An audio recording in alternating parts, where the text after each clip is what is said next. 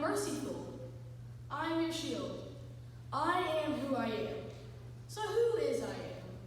These verses tell us that I am is someone very important. Of course, everyone here knows that I am is the Lord our God. But let's suppose for a second that you didn't know that. In Exodus, Moses is learning a lot about the great I am. Just think that you happen to walk upon this bush that engulfs in flames.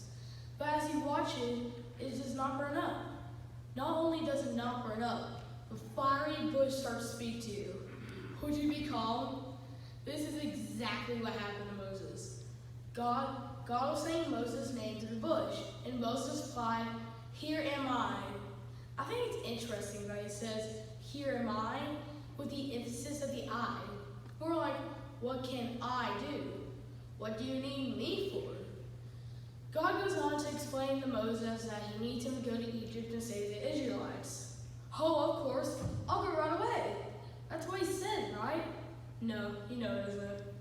Moses wasn't exactly thrilled about this idea. Now that he knows what God is asking him of, he feels intimidated. Throughout this conversation, Moses asks God a very important question. He asks, "What did they say? Who sent you? What do I tell them?" Now I love this part. God replies, "I am who I am." That is what you say to them. I am has sent me. That first part kind of sounds familiar to me. Oh yes, it reminds me when my dad says, "Because I say so." That's the bottom line, right? You don't ask again. It's the same thing when God says, "I am." He just is. He is the bottom line.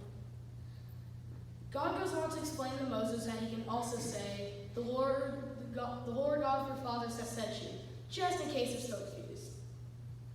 Now, when my dad says, "Because I say so," it's usually to the point that he's not too happy with me. I'm probably not too happy about the situation either. That's kind of where Moses is right now. In Exodus 4, Moses starts making excuses like, "What if you don't believe me?" God responded by demonstrating his power. He asked Moses what was in his hand, and he said a rod. God told Moses to cast a rod on the ground, and when he did so, the rod became a serpent. God is powerful in many different ways. It's hard for us to even try to comprehend his power. Even the magicians in Egypt recognized God's power, but instead of being amazed at it, they chose to view God as an enemy. God demonstrated his power over and over again to Pharaoh as Moses led the Israelites to freedom. God was with Moses as he performed this job. Later on, God told Moses to give Pharaoh this message: "I am the Lord in the midst of the land." God was in the middle of their land.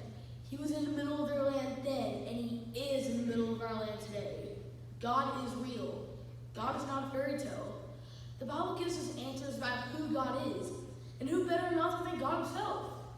I think Brother A.W. Dykes knew what he was talking about when he wrote, "There is a God, he is alive. In him we live, and we survive. For just as God created men, he is our God, the great I am."